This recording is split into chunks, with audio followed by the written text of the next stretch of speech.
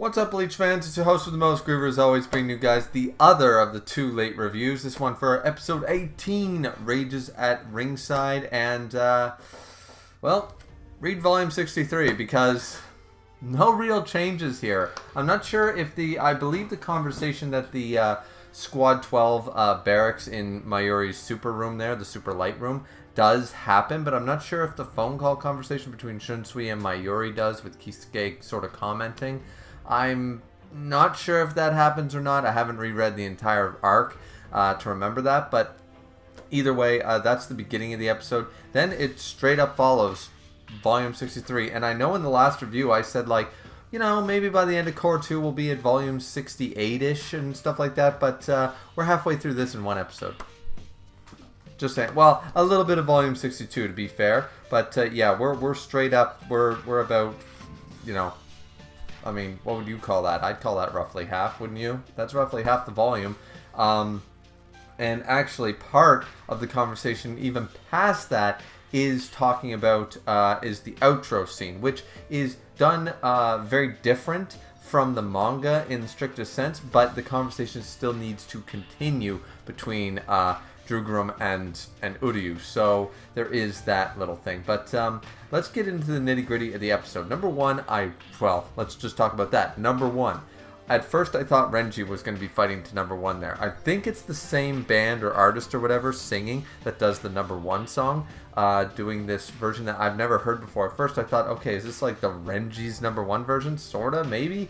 Because it's still got those high notes and stuff in that same pitch. But it was pretty cool. It was pretty cool. And he beat up Masculine. Of course, we get his So'o Zabimaru, his new Bonkai and stuff after the Royal Palace. All that fun jazz, right? Good episode, decent fight, good animation, all that stuff, right? What do people not like about this? Well, it's not the anime's fault, so I'm still saying the episode was good. Episode was good, everything was fine, pacing was great, we got through a lot. Remember, there's only 74 volumes of Bleach. Look, they're all right there. 74 volumes of Bleach is all we have. So, if we're halfway through 63, we have 4 cores to go through. We're not even halfway through the second core, and we're halfway through 63? Let's just think about that, because people were so worried, like, oh, they're going to add a bunch of stuff, but they don't have enough time, they're going to have to time crunch so much stuff.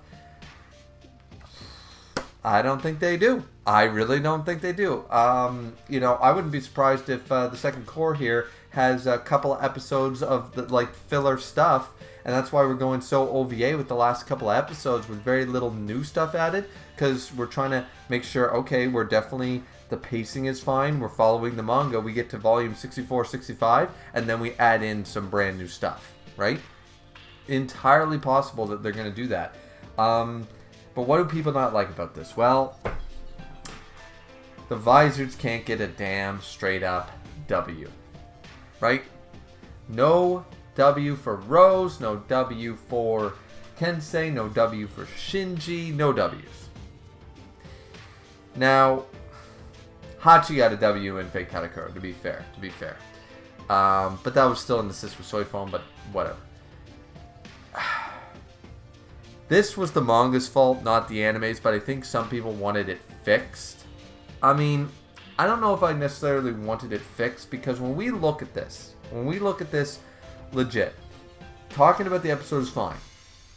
The episode was fine, and it followed the manga, so there's no complaint here. My complaint is that since it's been about a week since the episode came out and I'm reviewing it late, I saw on Reddit so many people complaining about Rose. And complaining about Kensei and how they're fodder captains. They're not that great of captains, all that stuff. The portrayal isn't great, but they're still good captains. Everyone's saying that Rose monologuing his power is so damn stupid. Who's your favorite character? Who's your favorite captain? Chances are, because very few exceptions to this, chances are, they monologued their powers at some point in the series. First off, it's Shonen. Second off, it's Bleach. Everybody explains their powers in Bleach. Every single one. Except for, I mean, all the way to one of the greatest written Shonen villains of all time, Sosuke motherfucking Aizen. Chair-sama himself monologues his own damn powers. So, this is not a Rose character fault, so people stop. In the moment someone says, Rose is a bad character or stupid because of this, I instantly stop listening to them. Because they clearly didn't read the other 500 plus chapters of Bleach before that, where every character explained their power in every fight. So, you don't get to single out Rose for that, so stop talking. So that's my first complaint, is a lot of the fans complaining about that. And it's only been rehashed here because it was in the manga. The anime only adapted. And the Bankai is cool. Everything about the Bankai, it looked clean. Everything was great. And I like Kensei and I like Rose. So it is sad that Kubo does them dirty. There's no holification for some reason anymore. They're not holifying. I don't know why. That's still weird. We were hoping the anime would fix that. Apparently it didn't. Yeah, but at the end of the day, yeah, outside of Gin Ichimaru, who was like the literal antithesis of the monologue of powers, outside of Gin goddamn Ichimaru, one of the best written characters, one of the most tragic characters in all of shonen anime history, yeah, everybody monologues their powers. So that's not a Rose problem, that's not an anime problem, that's a manga problem, and we sort of all wish that it had been fixed, right? They could have extended, if anything, this is one of the fights where they should have extended it. They should have had Rose or Kensei gone holified and used their Bankai and really given Master Lin a run for his money. They really should have extended this fight, or maybe added another Stern Ritter in there or something like that. Change it up. You know, because honestly, there is an actual problem. This, once again, is the manga's problem, but there is a problem here, is that they fodderized 3 lieutenants, and then they fodderized 2 captains, just to showcase how strong Master Lin is, or to showcase how much more powerful Renji got after his Royal Palace training. Right? This is set up for one of our main characters to show off how much stronger they've gotten. There's an issue with that, though. This was not the Stern Ritter to do that with. Because this Stern Ritter shot himself in the foot. Had he done that against Rose and Kensei, they would have beat him. And what am I talking about? Well, as cool as the episode is, as badass as Renji is, and his new Bankai is clean, it is sexy, it is awesome. But, there is a slight issue here. Had Master Lin not supernovaed and disintegrated James before Sou Zabimaru's attack, I'm under no reason to believe that James wouldn't have cried superstar and the ash would have went boom, Master Lin's alive again. There's no real context in the manga or in the anime for me to believe otherwise.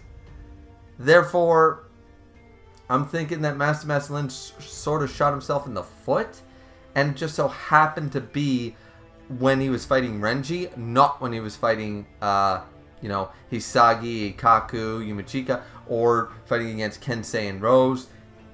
When he did it against Renji of all people, and that's when Renji got the opportunity. It was almost sort of a bit of an irony and a bit of a lucky break on Renji's part, if nothing else, because we're meant to see it as Renji, this Stern Ritter, took out 2 captains and 3 lieutenants, still fighting strong, and Renji used Bankai, but no problem, eliminated this guy.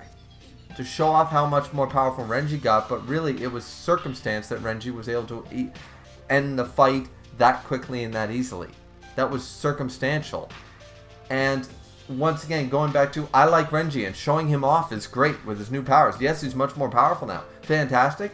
But all that did was knock down the Vizards fans a peg or 2 for no good reason, because Renji didn't do it because he's so much more powerful. He did it because of the circumstances. Once again, had those circumstances been against any of them, I'm under the impression Kensei or Rose could have been in the exact same situation had James not been around and beaten Master Lin. So it's really unfortunate that Kubo wrote it that way, and that the anime didn't decide to at least give a little more noteworthy performance by the Vizards, a little more of a, listen, they got done dirty in the manga, we're going to make it a lesser blow. No, they followed it panel by panel, and that is really sad. That is really unfortunate that they don't get just one just straight up. Yeah, they beat a Stern Ritter. They could have had Renji fight somebody else and still show off his new abilities and stuff. I don't know. Or once again, just extend the fight with Master Lin and showcase that Kensei and Rose, like, they really did fight hard and they showed off a lot of really great, powerful techniques or something. I don't know. Either way, the choreography was fine, and as an adaptation goes, no problem. No problem. But as far as I'm concerned, yeah, I was hoping the anime would fix the whole Kubo did the Vizards dirty in Thousand Year Blood War arc. Apparently that's not going to change. We got to see Shinji's Bankai, and Rose's look clean, but that's... Apparently we're not going to get any holifications or anything like that. Very unfortunate. I don't think we ever got an answer to that. The best the fans have come up with is that Yamamoto asked when they were reinstated as captains and stuff to never use holification again, and they're honoring that. It's times of war, man. Yamamoto's dead. No, they're not all Sajin Komomora. They're not all going to follow that to the letter in that do or die situation. They would use their Hollow Mask. The fact that they're not using it, there's no real good reason that I've ever heard. So, unless Kubo's come up with a statement that I'm not aware of, I have no idea why he's not holifying. Did Kisuke cure them or something of holification in between Thousand Year Blood War Arc and Fate Katakura Town? Did he cure them? And why would he at this point? I don't know. Anyways, outside of those complaints, and the only reason those complaints are heavy is, once again, this review is late, so I had an opportunity to go on Reddit and stuff like that, and so many people complaining about the Rose scene, and I just want to give my 2 cents that it's not the anime's fault. I mean, I wish the anime had fixed it, but as an adaptation, it's not their fault. You know, they should have rewritten this to suit it a little better, but as a fan of the Vizard captains, I'm disappointed by it, but I understand why it's done this way. So, either way, I'm looking really forward to the next episode, though, and that's coming out tomorrow, because this is Friday, right before the next episode. So, I'm hopefully now all caught up, and this will be out after the weekend, or maybe on Sunday or something, but thankfully, I'm all caught up with the episodes now. Can't wait to jump into episode 19. Really looking forward to it. I think they're going to jump around a little bit more, because Volume 63 starts jumping around after this fight, and there's still some things we got to cover. We're going to follow a little bit of Ichigo, maybe. They added a little bit of a Rukia scene going down to Squad 4. I'm pretty sure that's added. I'm not sure. Once again, see, they're jumping all over the place, keeping a much better consistency for an anime rather than for a manga. So even though it's an adaptation following it, they do jump to scenes that are later, and I'm like, oh, that's a new scene. It's like, wait, no, it's not. It's just at the end of the volume, not in the middle of the volume, right? So, yeah, but either way, I'm not sure if anything really was added here other than maybe the phone call between Mayuri and Junsui at the beginning of the episode, but still, great episode. Hope you guys enjoyed. Like, comment, and subscribe. Sayonara. See you next time.